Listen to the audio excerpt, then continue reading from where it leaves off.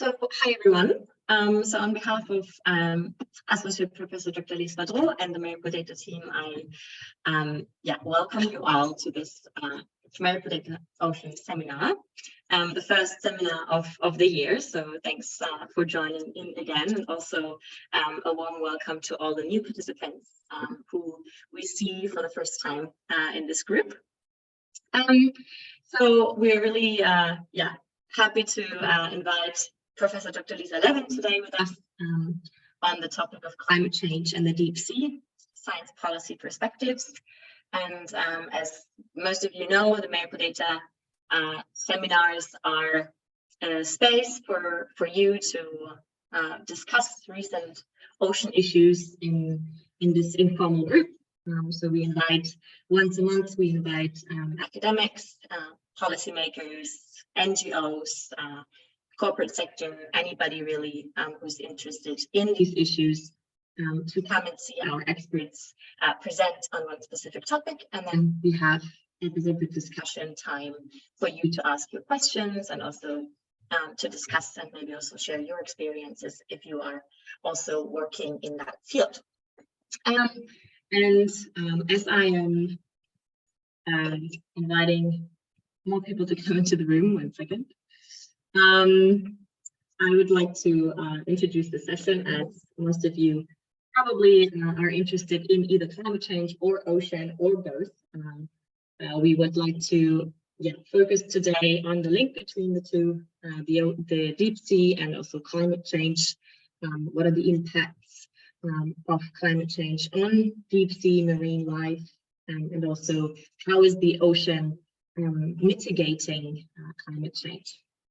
And this is why we invited Professor Dr. Levin to talk to us today. I will briefly introduce her to you, even though she's probably known to most of you in this room. So Professor Levin is a distinguished professor emerita at the Scripps Institution of Oceanography at the University of California in San Diego. She served as director of the Center for Marine Biodiversity and Conservation and Oliver Chair at Scripps from 2011 to 2017. And her research interests include biodiversity and climate change impacts on deep sea continental margin and the application of deep sea science to policy. Levin's deep sea research has been conducted on over 50 expeditions to the margins of the Pacific, Indian, and Atlantic Oceans using ships, submersibles, ROVs, and AUVs to observe, sample, and conduct experiments. Dr. Levin is co-founder and co-lead of the Deep Ocean Stewardship Initiative, DOSI, and the Deep Ocean Observing Strategy, DOOS, and contributes to IPCC reports and World Ocean Assessments. So it will be interesting to also hear her perspective on the science policy interface and what is currently happening, or maybe what is also currently still missing. And with this, I would like to hand over to her for her presentation. Later on, we have a discussant.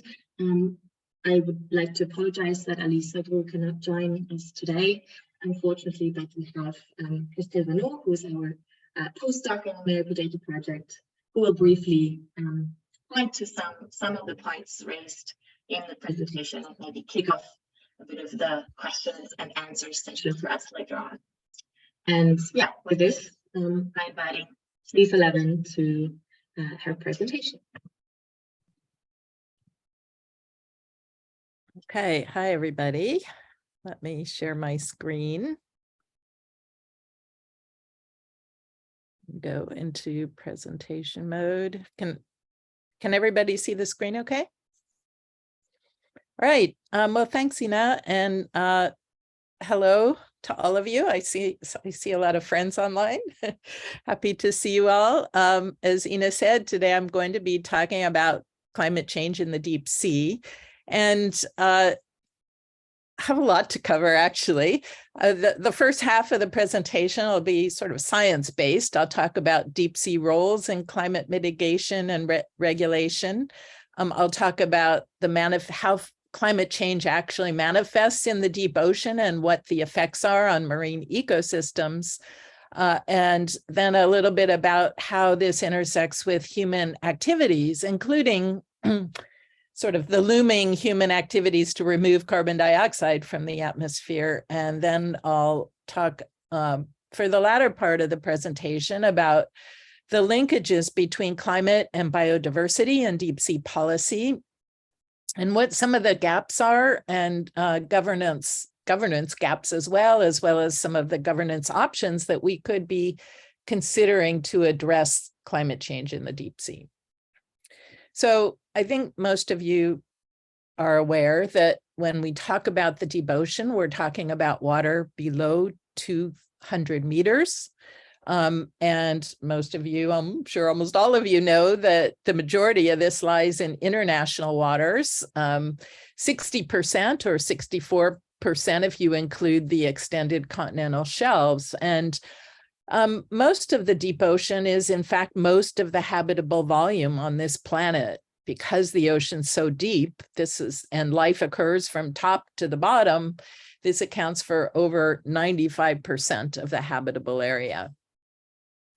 The 200-meter cutoff for the deep ocean isn't random. This is the area where light becomes limiting. And light is really important. Below 200 meters, the communities change. Light governs the role of the ocean life in the carbon cycle. So most of the primary production and carbon fixation happens at the surface, but animals living in deep water migrate up and down between the lighted zone and the less well-lighted zone and moving carbon around. And we'll talk a bit about that. And in fact, this is what's called the biological pump. This very complicated diagram is the classic diagram of the biological pump, where phytoplankton in the ocean remove carbon dioxide from the atmosphere through photosynthesis. And then those phytoplankton either form aggregates and sink into the deep sea, or they're eaten by different sizes of zooplankton, which might be eaten by other zooplankton, which might be eaten by fish. And many of those plankton migrate up and down in the upper 1,000 meters, moving carbon from the surface into the deep water. And ultimately, a lot of this ends up in the deep ocean. So this is the classic view of the carbon pump and our understanding of the role of the ocean in removing carbon. But we're changing that view now. People are starting to focus on the role of marine organisms in transporting and storing carbon. For example, they recognize now whales move carbon horizontally over vast distances through their migrations. Whales move carbon up and down, and when whales die, they bring large amounts of carbon to the deep sea floor.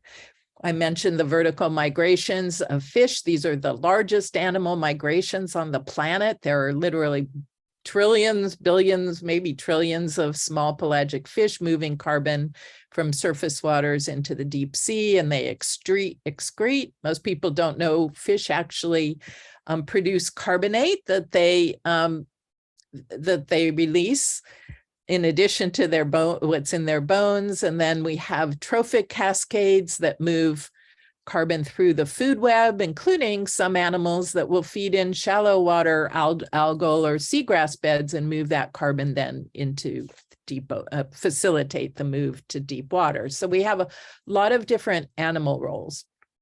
And in all of this, the carbon actually ends up in the deep ocean. But both the previous diagram and this diagram have what I see as one major gap. They don't really tell us about the bottom. They depict the bottom. Well, the previous one doesn't have a bottom in the picture, and this one has a flat, homogeneous, presumably mud-covered bottom. And in fact, that was our original understanding of the deep ocean floor, that it was homogeneous, covered with mud, very stable, and desert-like. People thought it was highly food limited and there wasn't much life down there. But we now know from the last 60, 70 years of deep sea exploration with a lot of different exploration tools that the deep sea floor is really heterogeneous. It's not one flat mud-covered bottom. And we've come to understand that there are a host of different ecosystems down there, and all of them we're coming to realize provide important carbon services. So I mentioned the vertical transport of carbon by many mesopelagic fishes, but in addition to that, we have settings with really high rates of carbon sequestration. The ocean's oxygen minimum zones, as they impinge on continental margins, have really high organic carbon content. The canyons and fjords that cut, there are thousands of them that cut our continental margins and sequester carbon. Of course, we know some of that turns into oil and gas that people are extracting. We have areas where carbon sequestration rates are low, but they're so vast, our abyssal plains below low productivity waters, and many of these are covered with the potato-sized nodules you see here. And they also include a huge amount of the ocean's sequestered carbon in the deep sea. We have carbon sequestration occurring in cold water coral reefs and carbonate sponge reefs, where the skeletons of the animals hold carbon, inorganic carbon, and they form massive reefs that might be many kilometers long. We have animal biomass sequestering carbon. There are high densities of animals on the many tens of thousands of seamounts in the deep sea. We have other kinds of carbon services, for example, methane seeps, which occur by the thousands along our continental margins, have microbes that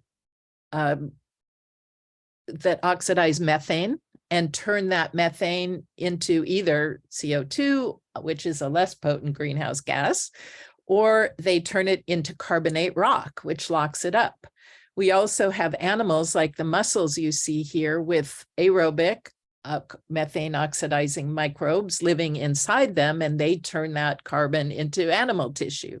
So they're filtering methane so it doesn't get into the atmosphere.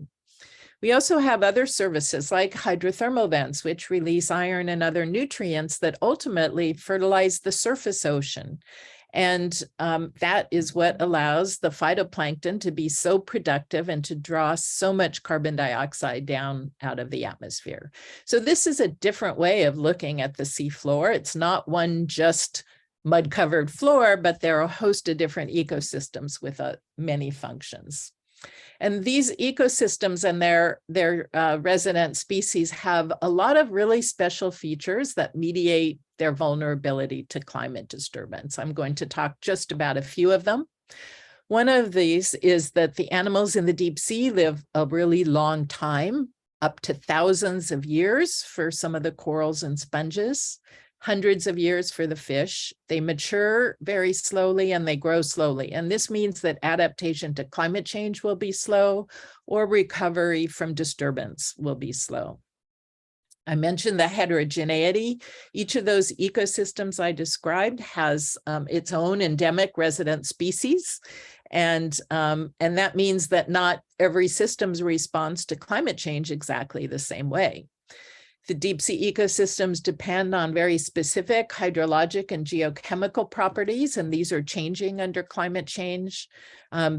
There are strong mutualistic interactions. This means that one species requires or lives with another and interacts with it. So if we affect or damage one species through climate change, there will be many impacts on others. And the deep sea is also really connected to the surface. So anything we do at the surface of the ocean or change at the surface of the ocean is going to ultimately be reflected on the sea floor. So let me talk a little bit about climate change itself.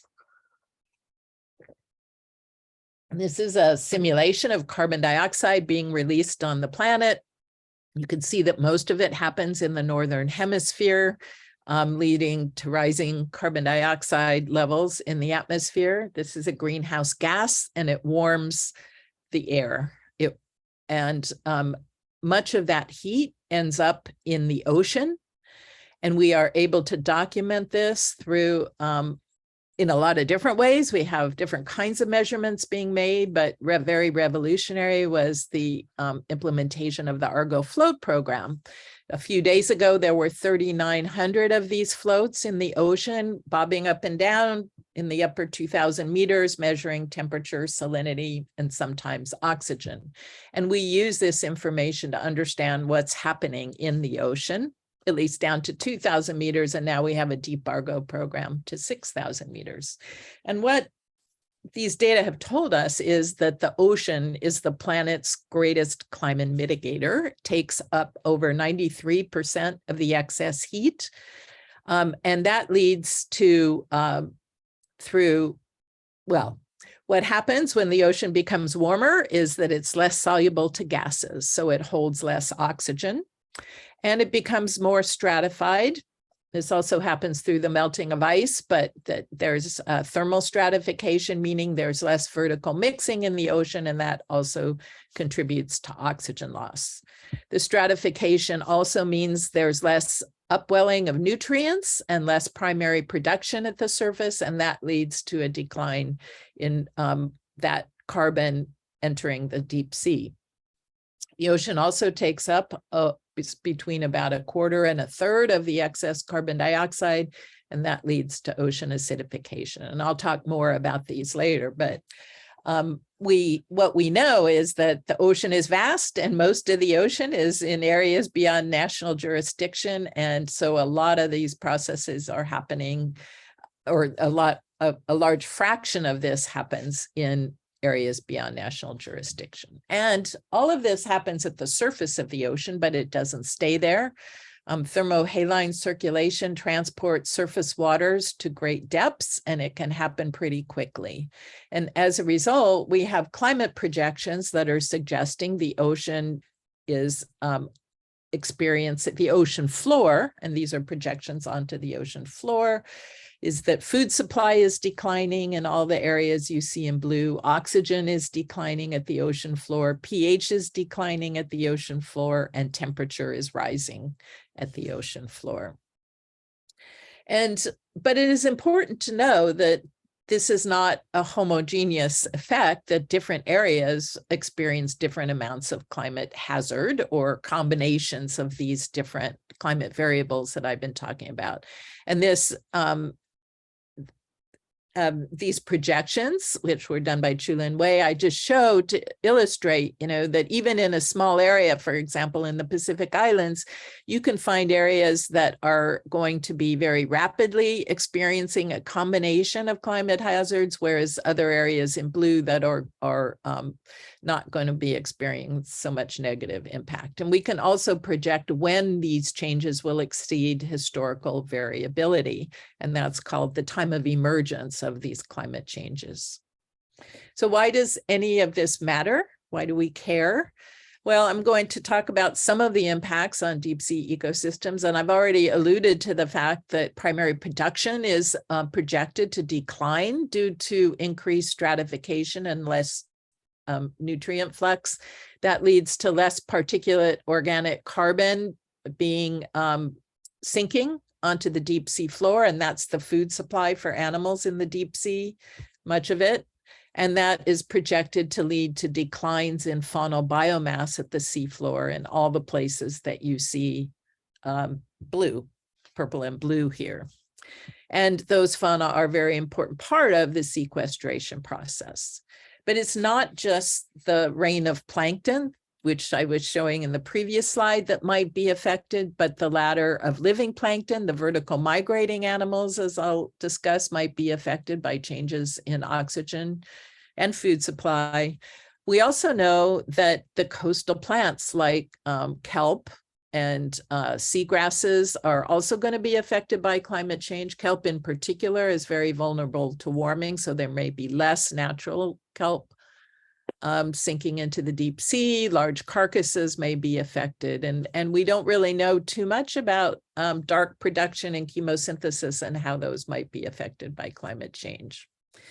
But we do know that the deep ocean is warming. This is a projection I forgot to put on here. This is what it looked like about a decade ago at 10,000 meters. Although most of the carbon dioxide releases in the northern hemisphere, most of the deep sea warming, much of the deep sea warming happens, or it's greatest in the southern hemisphere. This is leading to changes in animal distributions around the world. For example, crabs have invaded Antarctica from South America. Now that the Antarctic waters are warmer, these are voracious predators that actually change the ecosystem. Another possible effect of warming is to release excess methane from our continental margins, where it's buried as frozen gas hydrate, but as the ocean warms, more of that hydrate dissociates. We know that one of the kinds of animals affected by warming are tuna. Tuna actually do live in deep waters below 200 meters, often down to 400 or 500 meters, and that their populations are moving with really important economic consequences, especially for Pacific Island countries that depend on income from tuna. Often they're moving out of exclusive economic zones into the east, into areas beyond national jurisdiction. And we also have a suggestion that the tuna habitats are changing. In some cases, they appear to be shoaling. In other cases, they appear to be getting deeper, but their distributions are changing.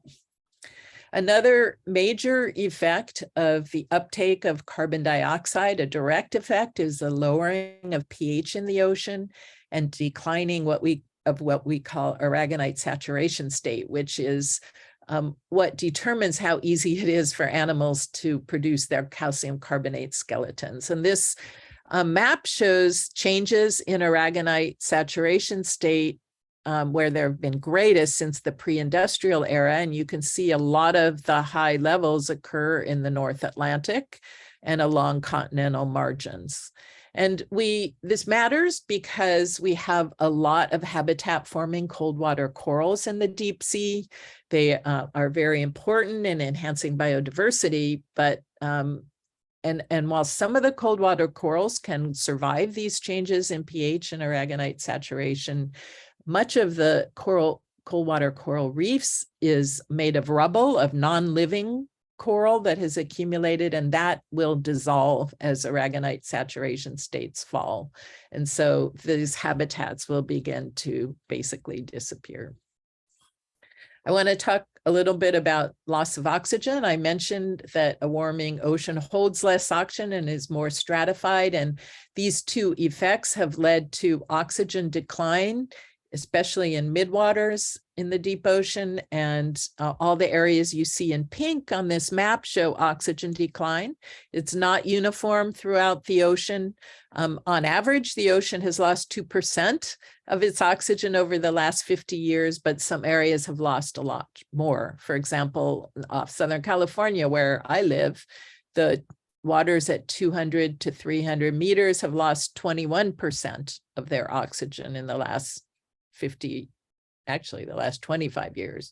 It's 40% loss off Monterey. At Station Papa, it's a 22% decline. So the North Pacific has been hit hard. The Southern Ocean has been hit hard with oxygen loss. And oxygen matters because it's essential to most life. It affects nearly all biogeochemical and biological processes in the ocean. Individual effects, it affects the structure, but like body size, that it has implications for productivity of fish. It affects a lot of different functions, and ultimately these translate into ecosystem services like fisheries, carbon sequestration, and other services. When the ocean loses oxygen in its midwaters or at the seafloor, it is effectively habitat loss. Animals that are big and active would leave these areas, so they have a compressed habitat. But animals that are sessile and can't leave will actually die. Overall, the effect is to reduce biodiversity. And this happens for all different kinds of invertebrates and fishes. It also, as I mentioned, can compress animals. The oxygen minimum zones are expanding, and this compresses animals like swordfish and marlin, the big billfish and sharks, into shallower and shallower waters, and it makes them more vulnerable to overfishing or to predation makes other fish more vulnerable to predation. There are a lot of different kind of sublethal effects of oxygen loss, and I just want to mention one that we've been studying in our lab, and that's effects on vision. It turns out vision for both vertebrates and invertebrates is a really oxygen intensive process. And so when the oxygen declines, animal vision declines. And my former student and postdoc, Lily McCormick, has shown that for a whole series of commercially valuable species like market squid and some of the tuna and octopus, that they're very vulnerable to the oxygen losses that we have had off Southern California. The larvae are, at any rate, whereas a few species like tuna crab, which are actually commercially harvested in Central and South America, they're very tolerant to changes in oxygen. So this slide shows you all the different taxa and activities that are vulnerable to oxygen loss, which is most severe at depths between about 200 and 600 meters in the ocean as a result of climate change. But there are other kinds of climate change effects in the deep sea. One of these is population connectivity. That's the word we used to describe linkages between different populations. And this diagram here shows a projection of changing connectivity between hydrothermal vents in the South Pacific under conditions of warming, which have changed currents, are projected to change currents at 1,000 meters. There are some lost connections between sites and some gained connections. And I think increasingly we need more research to really understand the difference between oceanographic connectivity, which is what's depicted here based on particle models, but and what the reality is in terms of genetic and functional connectivity. The other thing we know, I've mentioned that habitat availability is changing as a result of oxygen. It's also changing as a result of temperature and as a result of ocean acidification. And a lot of habitat suitability modeling, which at one point was used to project where animals might be living now based on what we know about their current distributions, is now being linked to climate change models or system models to project which areas might be suitable in the future. And using this, we can identify areas that might be refugia. And Telmo Morato's group has done this for the North Atlantic, for 6 species of cold water corals, and for 6 species of deep sea fish. We might want to know about climate, and this is the seafloor that I'm referring to. These are all benthic, a demersal fish, and attached cold water corals. And this type of information might be very important in developing, identifying areas to protect as climate refugia. There are, I'm not going to go into all the details, but I just want to say I referred to the benthic animals. They play a role in carbon sequestration. They bioturbate, they move carbon down, and they bury it. And all of their activities are going to be affected by warming, decreasing food supply, oxygen loss, and acidification. And none of this is yet in the climate models, any of the Earth system climate models. So this is a big unknown. It's reviewed in an article by Bianchi et al. So we have all these changes happening in the deep sea. And at the same time, we have what I call industrialization of the deep sea and a growing interest in deep sea resources. And I just come back to this figure to illustrate that the biodiversity in these systems also generates resources. So for example, in oxygen minimum zones, people are interested in mining phosphorites that are sequestered as a source of fertilizer. In abyssal plains, they want to mine the polymetallic nodules as a source of zinc, copper, cobalt, and nickel. On seamounts, they're interested in mining cobalt-rich ferromanganese crusts. And at hydrothermal vents, there are other trace metals, copper, gold, silver, of interest in the massive sulfides. Of course, we are extracting oil and gas that's sequestered in our canyons and fjords. We're harvesting deep sea fish, such as the orange roughy that aggregate on seamounts, and the Patagonia toothfish that sometimes aggregate at methane seeps. and rockfish, which use coral, cold water sponges, reefs as nursery grounds. And then there's even interest in harvesting the mesopelagic fish that migrate up and down. And all of these extraction activities bring disturbance to the deep sea. There's physical disruption of the habitat. We don't have any mining yet, but it's potentially there. But even bottom trawling is very disruptive. We have contaminants, for example, from oil spills. Bottom trawling and mining release suspended sediments. Again, hasn't happened except in a testing for mining.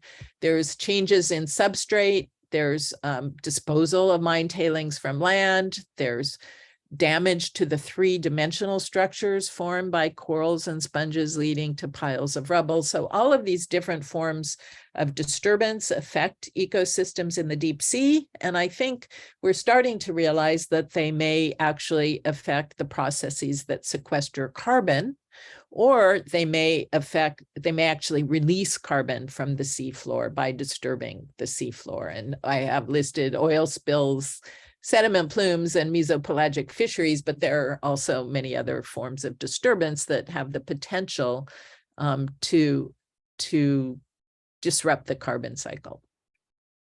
I think, let me put on this really cool movie here. These fish off Costa Rica help make my case that biodiversity and climate are fundamentally intertwined in the deep ocean through the carbon cycle, and that we need novel approaches to ensure that climate and carbon conservation are addressed alongside biodiversity in the management and conservation of the deep ocean.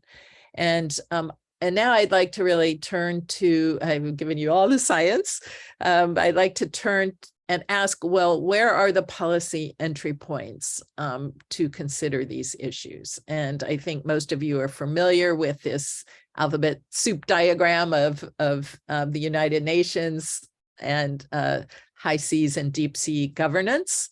And I think most of you are quite aware of how siloed it is. You know, we have climate that is addressed by the UNFCCC, and in some level, and I'll come back to this, UNCLOS could be addressing climate. We have biodiversity and the CBD and the BBNJ treaties, the negotiations, I should say. We have fisheries under the FAO and the regional fisheries management organizations. We have only one organization, the ISA, handling mining. We have a number of organizations and bodies, the IMO and the London Convention and London Protocol, managing pollution. We have the IOC overseeing science, and we have conservation, sort of per se, and the International Whaling Commission and CITES, and maybe a few other, I forgot to mention the regional seas and the Convention on Migratory Species, along with in the fisheries realm. But the point here is that there's an awful lot of siloing of these, whereas we need to really be managing all of these together.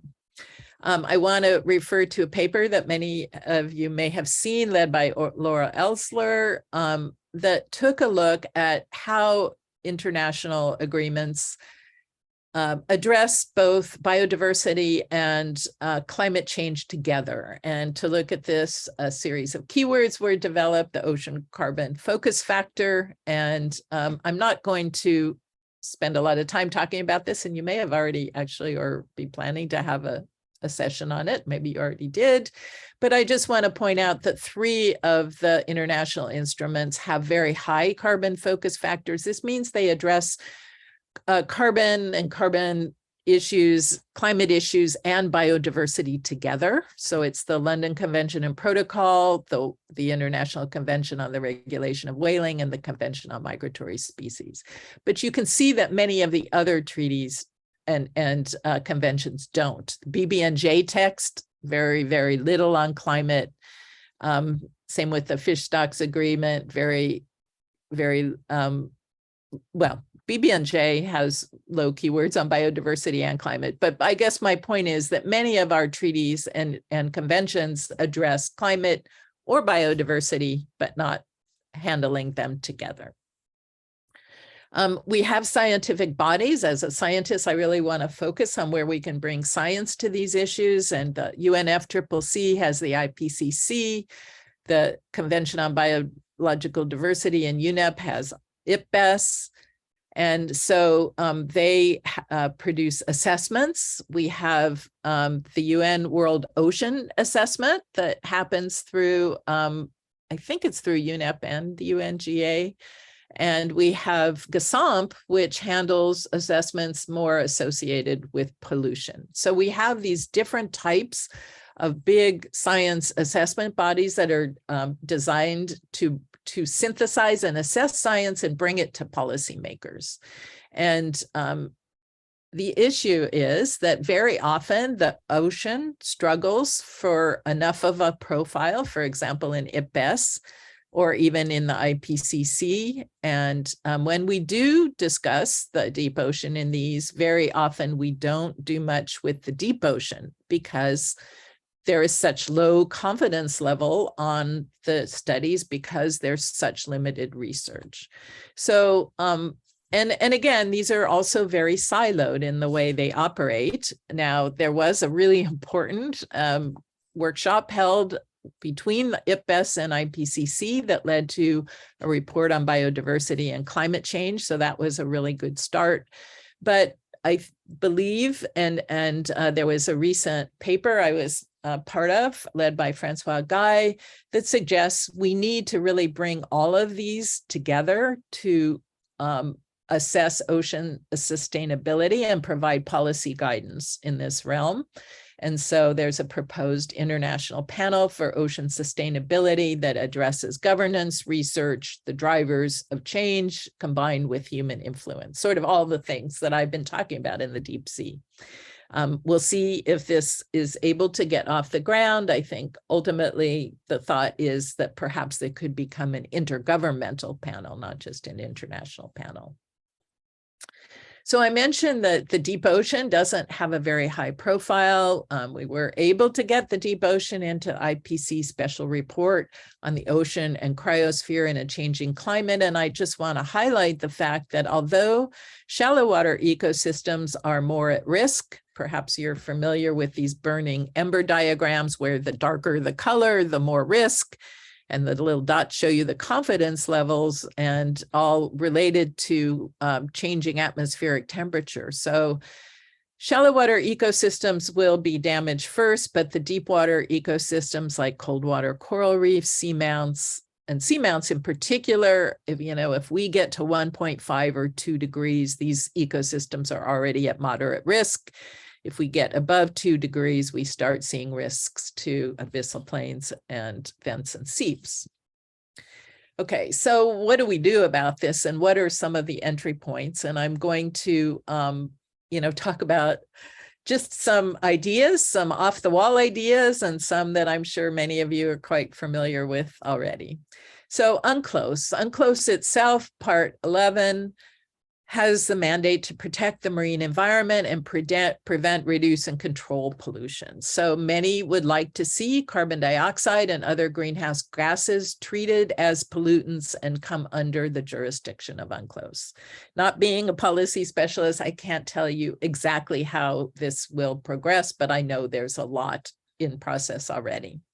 In the biodiversity realm, there is a lot that can be done, and I'll come back to marine protected areas, but certainly the Convention on Biodiversity's EBSAs doesn't have climate change as a criteria, but there was a really nice paper pointing out that it could and should, and that we can create climate refugia, or areas resilient to climate change. In terms of the BBNJ, climate does appear in the general principles, and there is a section that talks about building ecosystem resilience to the adverse effects of climate change and ocean acidification. It should mention deoxygenation, but doesn't. And then there is a lot of opportunity for incorporating climate change in the objectives for designing protected areas in the environmental impact assessment mandates as well. I want to talk a little bit about the UN Framework Convention on Climate Change. I think that's probably the instrument I'm most familiar with. Nationally determined contributions are an arena in which obviously climate change is discussed a lot, but we have a real problem with areas beyond national jurisdiction, okay? The NDCs are submitted by countries that mainly focus on their exclusive economic zones, and really only aircraft and vessels are covered in the high seas. And I have suggested over the last few years that we actually need an IDC, an international waters determined contribution, to give a voice to all those ecosystems that I've been talking about and all those processes that I've been talking about. And it would be interesting to think about what would be in an IDC for areas beyond national jurisdiction. The UN Framework Convention on Climate Change also has national adaptation plans that can, discuss climate adaptation and could, but again, they're mainly focused on EEZs. The Ocean and Climate Change Dialogue, hosted by SBSTA, which has happened twice now and is mandated to be annual, is a venue where we can bring up issues about conserving carbon and carbon sequestration and understanding climate change as it manifests in the deep sea and the role of the deep ocean in mitigating climate change on the planet. The systematic and research and systematic observations discussions in SBSTA also refer to global observing systems, where observing these processes is very relevant. And there's other work programs where climate change in international waters could be raised in terms of profile. But if we look at ocean and climate dialogue submissions, and I just want to come back to that because we've had a chance to analyze these. There are many ocean topics submitted, and deep ocean generally falls at the bottom in terms of the least interest, despite the fact that this is a really huge part of the planet with a really big role. And here you can see some of the ways that the deep ocean is mentioned, but only by 3 countries, Dominica, Sri Lanka, and Maldives. So what are some other opportunities? Well, I believe that we need to be mainstreaming climate and its linkage to biodiversity throughout all the UN organizations and bodies. I think we need to have climate smart fishing, where carbon and carbon conservation is considered in management of bottom trawling, in management of fish harvest, and in consideration of new fisheries, and even in whale recovery activities. And there are a lot of ways to build climate into this. We can use projections and habitat suitability models to understand changes in distributions that will be coming down the line and understanding what animals are going to be exposed to. In the fisheries realm, climate could become part of the fish stocks agreement, which has as its mandate the long-term sustainability of straddling fisheries. We know the Central Arctic Ocean Fisheries Agreement, which has a moratorium on fishing, anticipated the redistribution of species from warmer waters into the Arctic, and now protects them, at least for a little while. Regional seas programs could come together on protecting with climate refugia as a target. The RFMOs can do more with impact assessments and VME criteria. And I saw an article by Freestone and McCree suggesting that eliminating catch of fish in the high seas altogether would have a very important effect on conserving carbon and carbon sequestration processes. It's important to realize that we had a recent paper this year led by William Chung, that the species of fish that have the highest vulnerability to deep sea fishing are also the species that are most at risk to climate change. And they need to be protected in some way. And these are mostly in the North Atlantic. Let's see. want to make sure I leave some time for discussion. So I want to speed up a little bit here. I think there's a lot of opportunity to build biodiversity and climate observations into environmental impact assessment in the high seas and in the development of ocean health indicators, which is something I think the CBD and biodiversity indicators, which the CBD is developing. But we know this, that the ISA, the International Seabed Authority, requires impact assessment for seabed mining. They tend to focus on biodiversity, but not on climate variables or climate as a cumulative impact. We know that new demersal fisheries require environmental impact assessments by the RFMOs, and they also could do more looking at climate. And we know the BBNJ treaty is looking at environmental impact assessment for activities, you know, in international waters, and again, should have climate on the radar as important. Climate monitoring climate variables and looking at impacts on carbon sequestration and carbon sequestration processes. I want to talk a little bit about marine protected areas in the high seas and deep sea. There was a very important paper that just came out by Jacquemont et al. Perhaps some of you saw a webinar yesterday where Joaquin Claudette was talking about this paper, pointing out the different ways.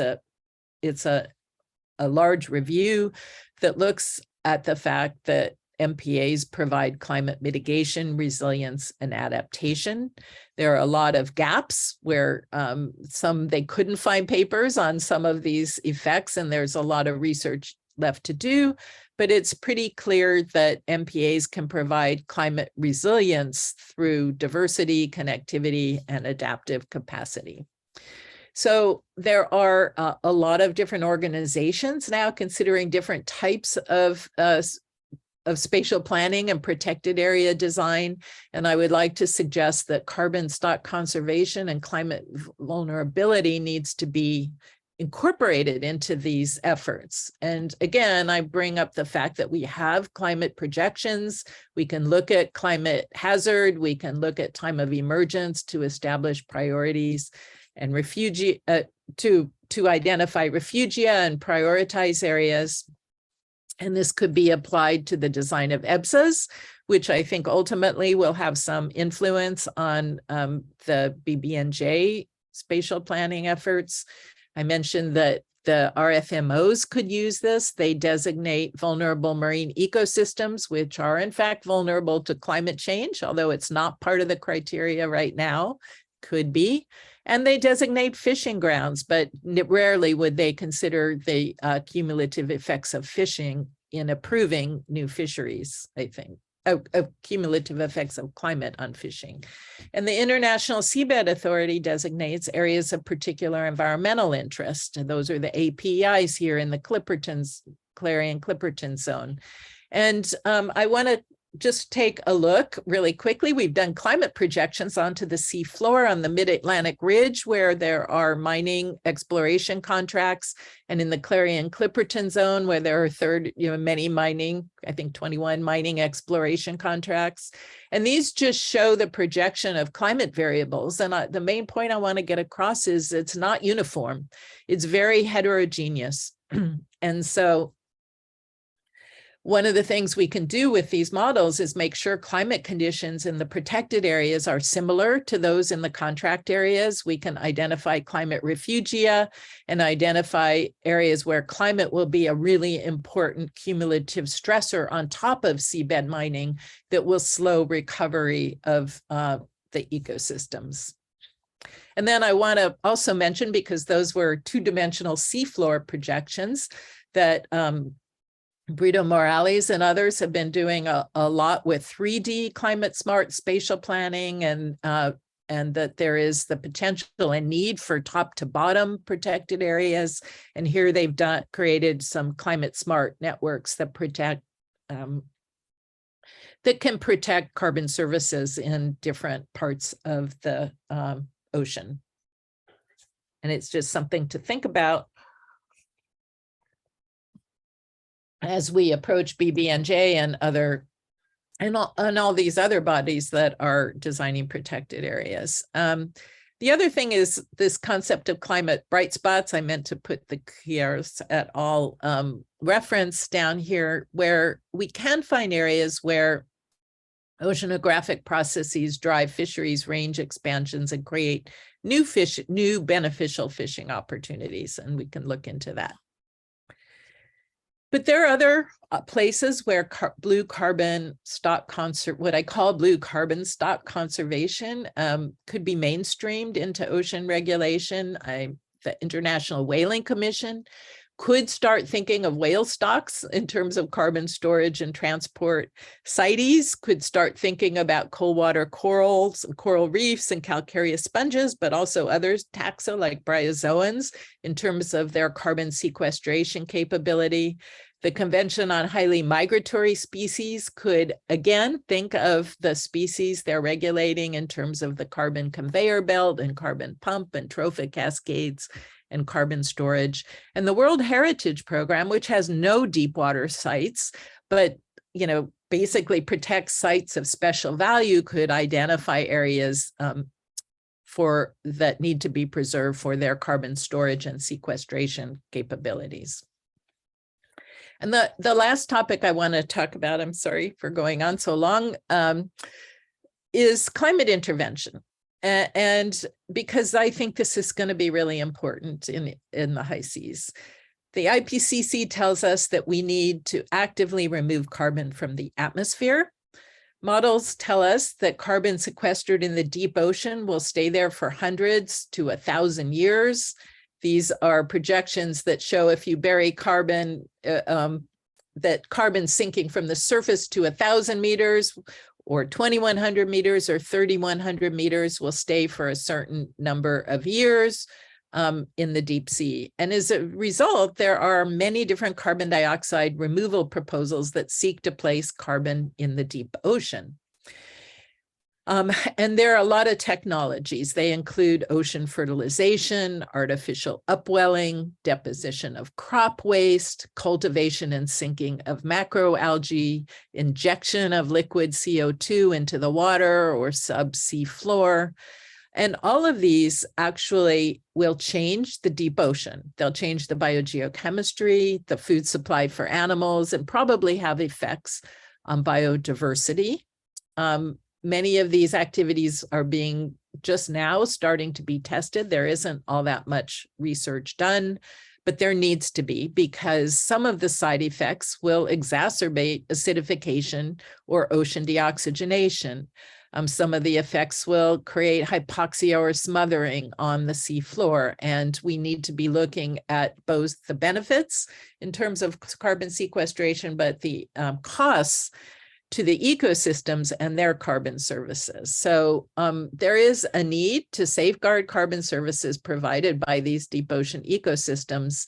And the question is, who is looking out for this? What forms of governance could consider it? So the UNFCCC and the IPCC could look into the science underpinning these different carbon dioxide removal methods. The London Convention and London Protocol has already created an annex on iron fertilization, but I don't think it's come into force. But should people dump alkaline for ocean alkalinity, dump things into the ocean, or puts carbon dioxide into the ocean? It's unclear who would actually be regulating this, whether it would be the London Convention and Protocol. The Paris Agreement, we might start seeing nationally determined contributions, talking about these active ocean-based climate intervention methods. And BBNJ really says very little about climate, but should any of these methods be applied to the high seas, I feel like this would be the body that would require environmental impact assessments and would oversee some of these activities. It's also, because BBNJ is so focused on marine genetic resources, I think very underutilized are deep sea microbes that can remove carbon dioxide and basically eat methane. and that there may be people looking at these methods for climate intervention. And then there are the scientific networks. The Deep Ocean Stewardship Initiative has a climate working group that's been looking at these climate intervention methods. And in fact, the previous diagram was from a paper this group has done. The Deep Ocean Observing Strategy is coordinating deep observing coordinating observing for the deep ocean among different networks, and is very focused on climate change and could look at climate interventions. And the Decade for Ocean Sciences and the IOC also offer opportunities for some guidance on climate intervention. But I think right now it's a real frontier. We definitely need more research to understand and quantify carbon stores, fluxes, sequestration, and release by disturbance.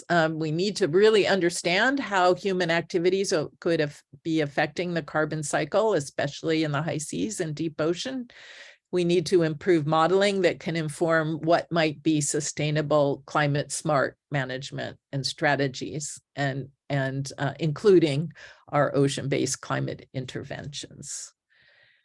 So we have a lot of challenges. You know, I would say alignment across the different bodies and assessments and instruments is going to be really important for keeping the high seas, viable, sustainable, and maintaining its integrity of these ecosystems. IPOS, I mentioned, is one opportunity for a new board. The Ocean Decade is another opportunity. There could be a community of practice that brings science to more holistically to the high seas and deep seas. We could, and this is a really interesting idea that I actually saw in the Blanchard and Gollner paper that just came out, that we could design strategic environmental goals and objectives that are harmonized across all of these different bodies, and include climate resilience and dealing with climate change in this effort. And also climate can be part of designing regional environmental management plans for the International Seabed Authority, for the FAOs, and for BB&J. So take-home messages was my final slide. It's important to realize the ocean, and the deep ocean in particular, is a great climate mitigator, but it's leading to changing conditions, and that these changing conditions are going to interact with human disturbance and need to be considered together. That climate change and biodiversity are intertwined, and we have to work on them together via the UNFCCC, but also across all the UN bodies. And that climate intervention is sort of looming out there and needs a lot of research. And while it can't replace emissions reduction, there's an awful lot of new startups and new groups looking into this. And so we need to be aware of what's happening with respect to the high seas and deep sea.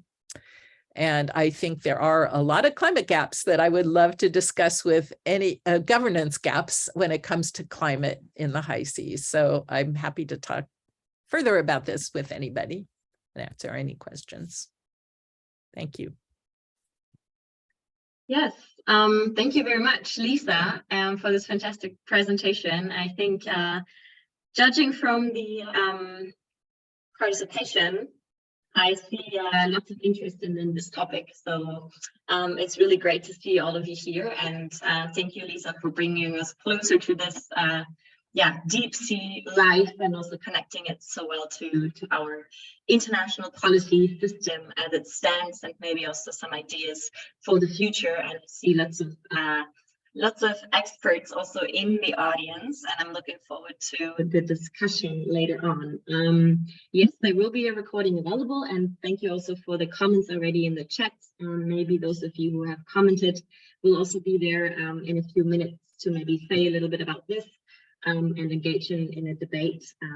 We will have briefly a discussant from our team, Christelle Vanot. She is the postdoctoral researcher in the Miracle Data team, and also focusing on environmental governance, and specifically also looking into the different case studies in Miracle Data. One of the cases was Scripps. So also looking forward to telling you more about this later on with the Merit Data project. But handing over to Christelle now, and then you can already get your questions ready for the discussion. Thank you. Thank you, Ina. Thank you, Lisa. It was an extremely rich presentation, many ideas shared. I'm sure that I'm not the only one who enjoyed the diversity of the ideas and the combination of your field of research, with what I assume is to be your experience within those, science policy interfaces, those spaces in which, scientists are participating to, shed the light on which issues or what's not to focus on, or what's to focus on in order to better protect environmental commons. I think I will raise few questions that I picked up in your presentation, more as an opening for the discussion before warmly inviting the audience to ask questions, either in the chat or by raising your hand, and then I think Ina will moderate this. One remark that I had when I listened about the different issues, you mentioned in the UNFCCC, was that ironically deep sea ocean falls at the bottom compared to other issues and ocean. And I found it ironically sad, as and the hope is that your work and this kind of engagement will work as a carbon pump, to bring it back to the surface and matter in those discussions. I noted an ecosystem service perspective at the core of the deep sea, many roles that you presented, that you described.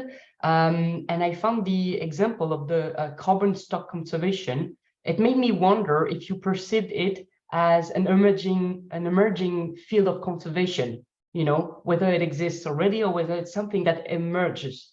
And as a manifestation of climate change in the deep ocean, carbon stock conservation could get a lot of attention and become a highly political focal issue. It could even get its own assessment for what it's worth. You have like this emission gap report provided by the UNEP to calculate, the differential in the emission gap between what government promised and what they've done, what they have achieved. So the carbon stock conservation could also be this kind of, boundary object, between science and policy. So I thought that this was a very interesting point. Second point is I really liked the map where you showed marine station or monitoring places to assess ocean deoxygenation. I also really enjoyed the one with the Argo floats. And here the topic I'm bringing up is the monitoring one. From your perspective, where and what should be the monitoring system in a context of climate change to guide governance? Because as you know, there are many ways to actually think about monitoring, and because there are many practices, and to envision a global monitoring system, whether deep sea essential variables have been identified, whether they create controversy within also the scientific field, and I'm pretty sure that it is something that you have engaged with. And yes, so that was a bit the second point. A third one that I found very interesting in the presentation was you warned a couple of times about the oceans not being homogeneous. And a first question that it raised was whether this message that it's not homogeneous, that it is heterogeneous, it feels a very important one from the scientific community to policymakers. And I was wondering whether you perceive this heterogeneity of the ocean as a barrier to action and policies, or whether it was something that was bringing leverage, as you pointed out, of at all the silos, of the governance of global environment. When you have heterogeneity, it can be also an opportunity to connect to these different silos, right? So it was, I was wondering whether you perceived it as a barrier or not. I really appreciated how you shared the fears of the industrialization of oceans and made a very clear, presentation of what was the status right now, because it's something often asked, and it's not necessarily easy to combine the fears of what could happen with what is already, happening. And so bringing this different industrialization processes is a great value also in presentation. And I'm almost done. I liked the map of the UN organization. So I did my PhD research on UNEP, which is the only one you could not circle with an issue, because its mandate is to monitor the global status of environment. I was wondering, from your perspective and experience, to which UN organization and which global assessments did you participate, and why was it important to commit, to engage in these? I think that there will be questions from the audience on the IPOS, the International Panel for Ocean that you mentioned. But one comment, and I'm just being a bit silly here, but by accepting or by pushing forward another panel, it participates and accelerates, it participates to creating silos. But at the same time, it gives, a real existence. So it's always a bit of a paradox, creating new institutions contribute to what we call like the fragmentation. And I think last but not least, I was very glad that you brought the climate intervention or so-called like geoengineering. And I think that there was something that caught my attention last week. It was that, so to prevent geoengineering interventions, to be used in the atmosphere, in the end, it was not in the UFCCC that was discussed, but rather it was in the Protocol of Montreal that protects the ozone, that tackles the ozone layer. And so I think that if my memory is correct, it was in the CBD that there was a moratorium that was adopted on climate and intervention in the sea. So I think that BBNG somehow is a good candidate to at some point be the place where this kind of activities can be regulated. I think I will stop here. Thank you again for this amazing presentation, and I look forward to hearing some of your answers. Feel free to discard what you didn't want to address again, and I look forward to the other participants' questions as well. Thank you. Oh, wow. Okay, thank you. So should I go ahead and respond to you now? Sure, go I ahead. can do that before I lose track of everything, if I can try to remember it. This is the social scientists do all their questions at once. The natural scientists just answer each question one at a time. So it's not that normal for me to go back through. Carbon stock conservation, is that emerging? I almost feel like we might have coined the term in one of our papers, but I think it's an emerging way of thinking as awareness and concern over climate change grows. Okay. And I do hope that it becomes part of, just like we think about conserving biodiversity, I hope it becomes mainstreamed into the way we think about everything else we do in the ocean. I don't know if everybody else is thinking that way about it. Probably not yet, but maybe in the future. So monitoring systems you asked about, the GOOS, the Global Ocean Observing System, overseas monitoring, and the Argo floats are part of that, but there are many other monitoring programs that are part of it. But the deep sea overall is very under monitored, and there is absolutely no question about that. DEUCE, the Deep Ocean Observing Strategy, is trying to coordinate what monitoring there is going on. They do have panels looking at deep ocean essential variables, working very closely with the GOOSE panels.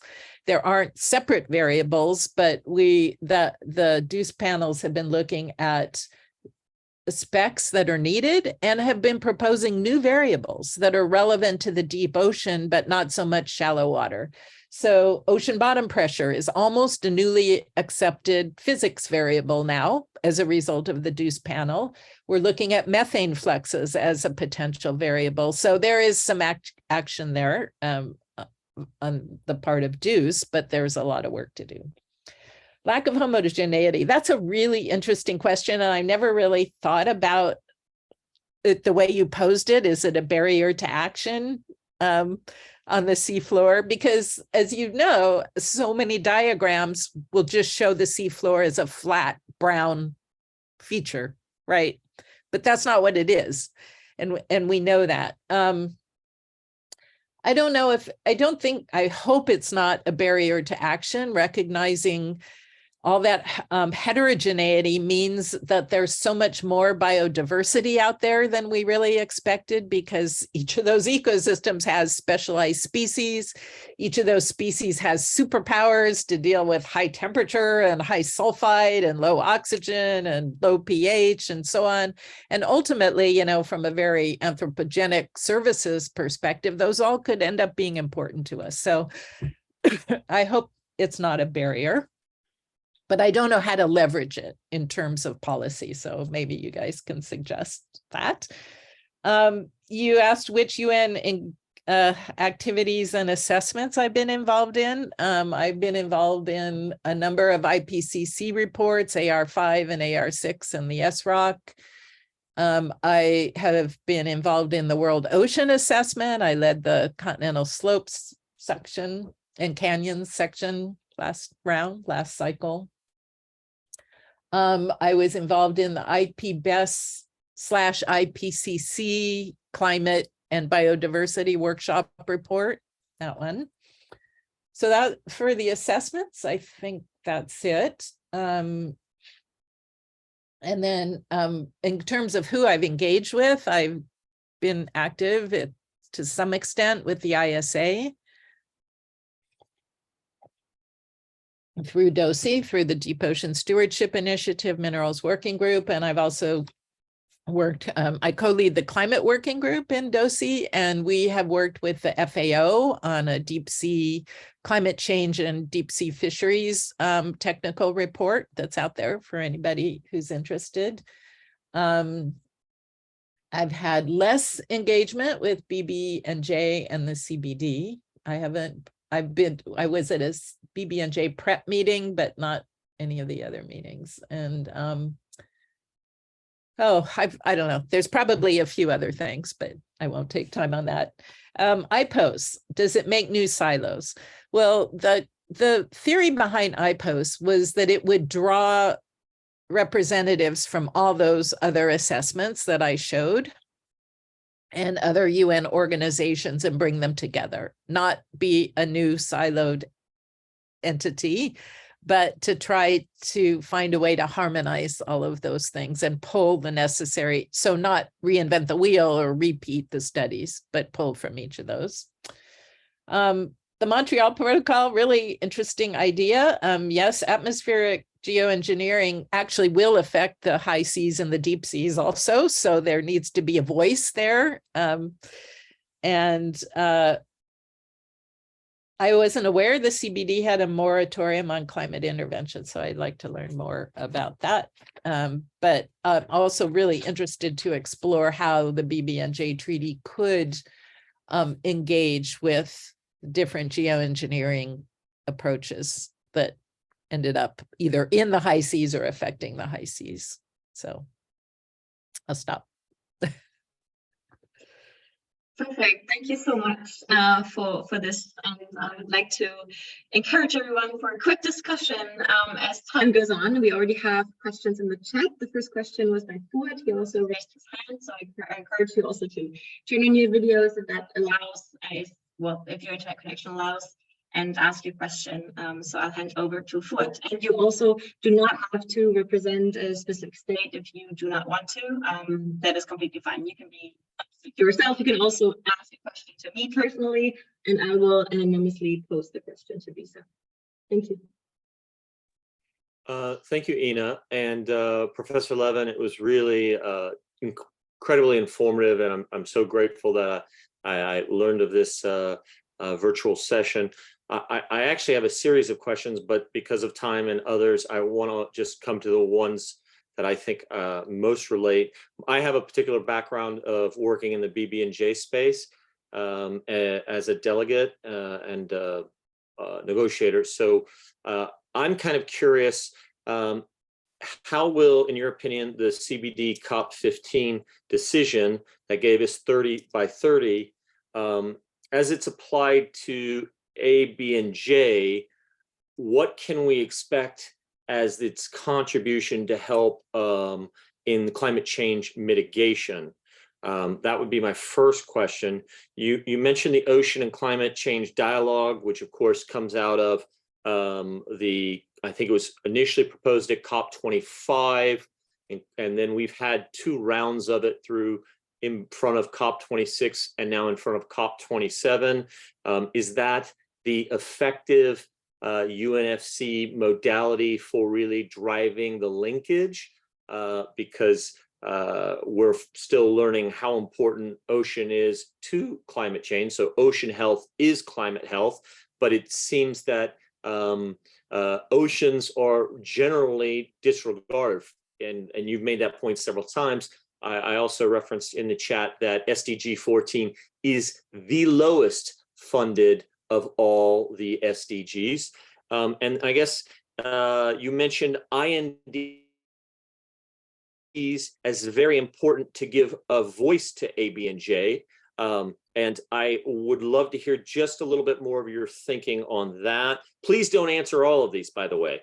But I was wondering, when you were talking about climate interventions, all the massive CO2 removal proposals, whether our Article 5 in the BB&J agreement, which talks about the application of precaution, ecosystems approach, and I think we have another one that is specific, and I think you actually mentioned it with regards to, yes, climate change, an approach that builds ecosystems resilient to adverse effects of climate change and ocean acidification.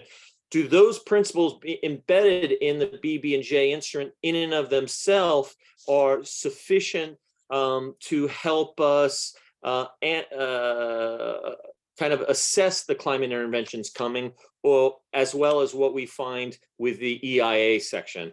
I've got a lot more, but I'll stop there. I have lovely questions on blue acceleration, but lawyers never know when to stop talking, so forgive me. Okay. Gee, I'm not sure I actually have answers to all your questions, but let me try. So the 30 by 30 concept, will that contribute to climate mitigation in the high seas and international waters? I don't know.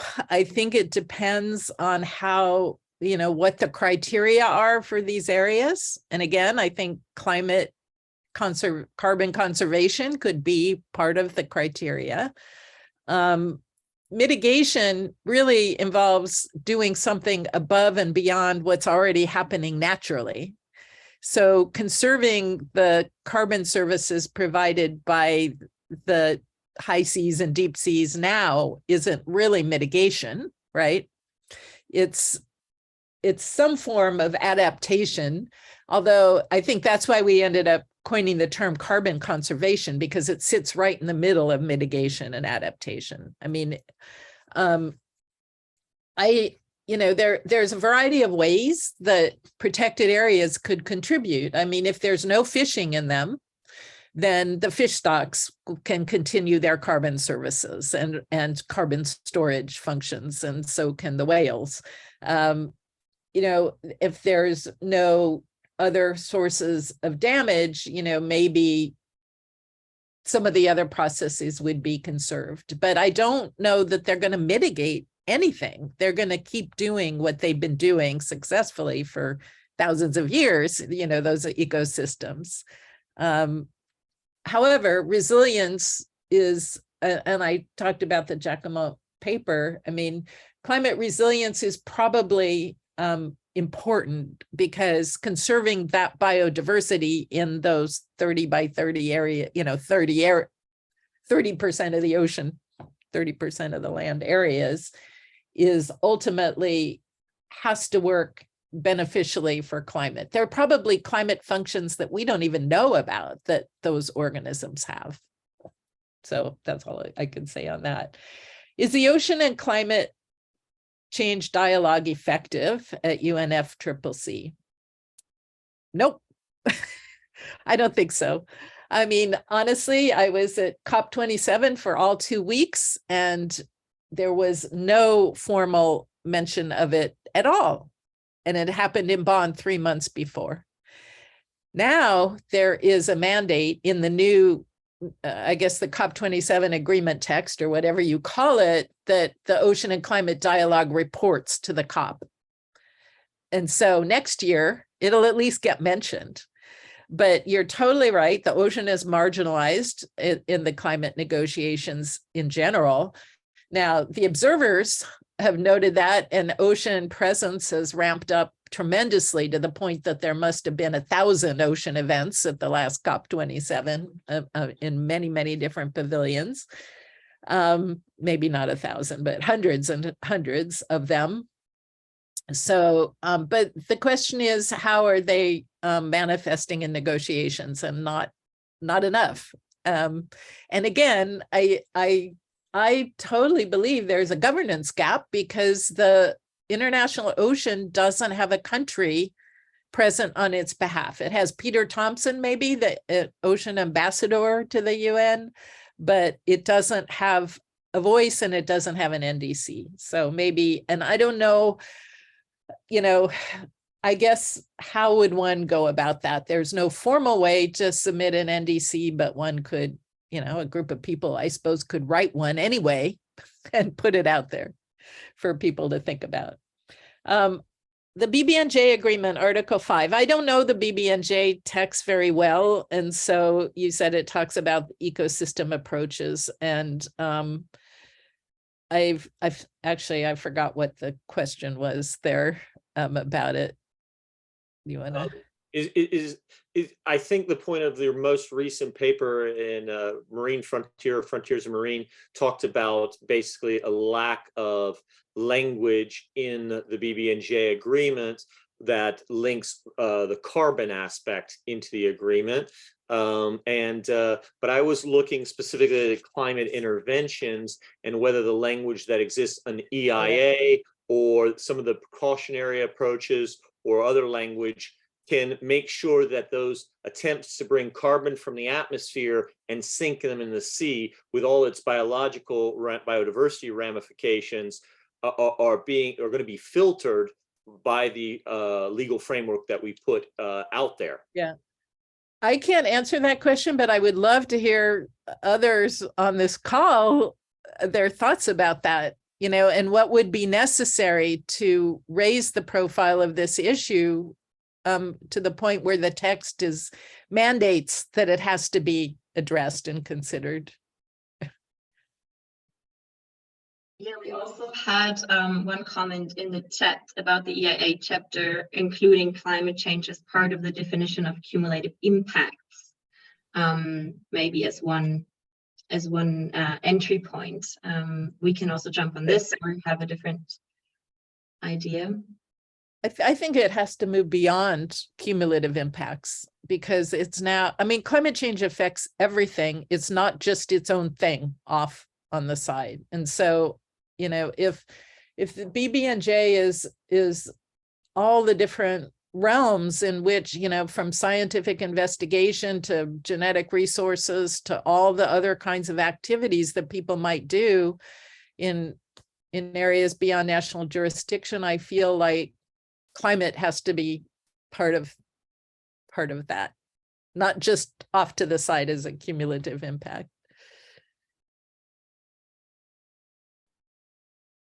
Yes.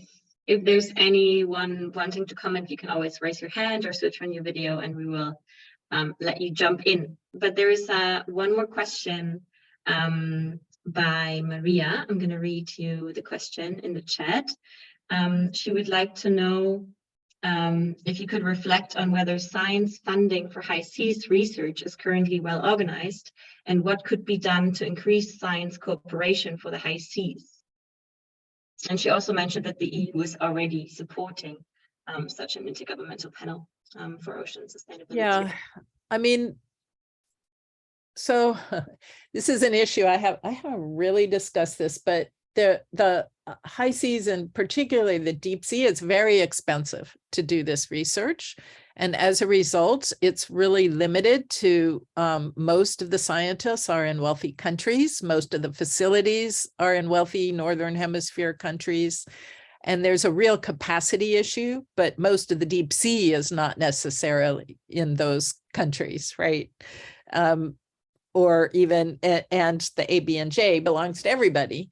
So I feel like we have to tackle the capacity and equity issues at the same time that we tackle science coordination and enabling our ability to make the measurements we need, because right now all the big programs are just run by, you know, a handful of countries.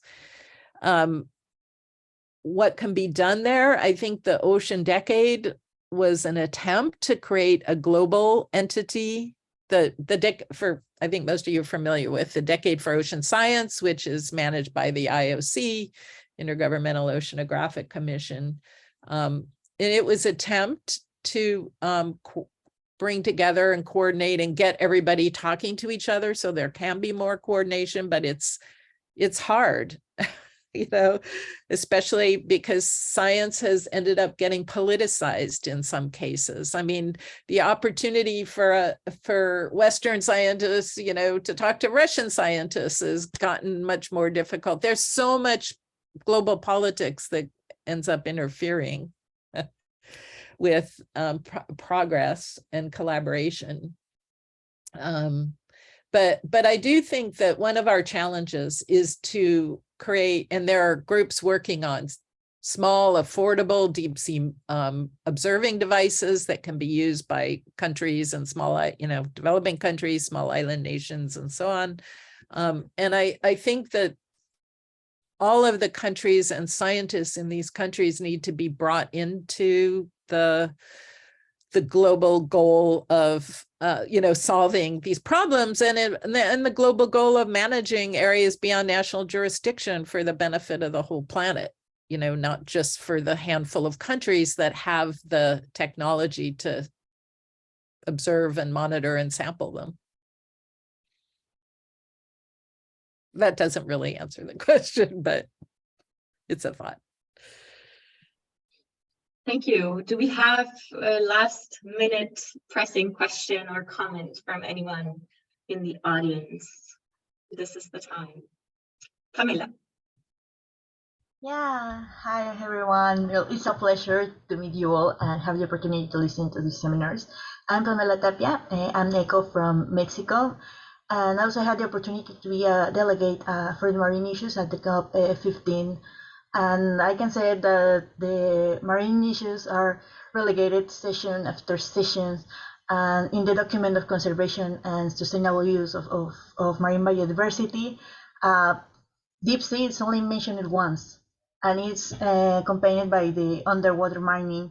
So it's a huge problem. And this is an alarm because I think that more people that are focus on science, maybe try to see as you to these forums, so these can be achieved. talking about the 30 for 30, it seems to me that not all parties have the technology and the resources to effectively protect the seafloor. So maybe we can try to attack those differences as well. And my main question is that, well, in Mexico, I focus on ecology and marine invertebrates, but also in the cenotes. So in the cenotes, we can find some parallelisms, and since there are places with very particular environments, and one of the most important traits in environments with high levels of endemisms are invasive alien species. So I was wondering, in the cenotes, we present the problem of invasive alien species that are altering the bacterial community. Do you think that this could be a problem in deep sea and that is increasing by the presence of extractive activity, whether the bacteria colonize the surface or new bacteria enter from higher strata? What do you think about it? Okay, so alien species, there is not a big problem recognized in the deep sea. The conditions, the high pressure or, cold temperatures usually keep out shallow water species.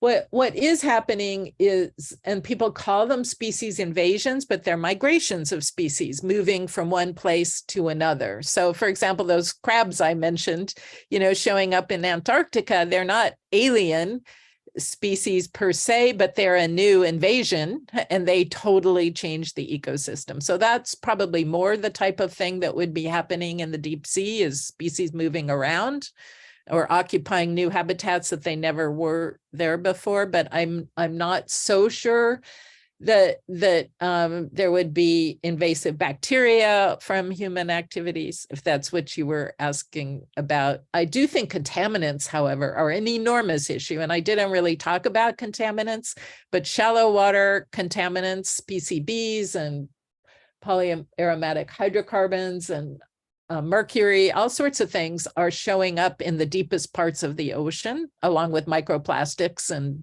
a lot of debris and litter. So contamination is probably the bigger threat.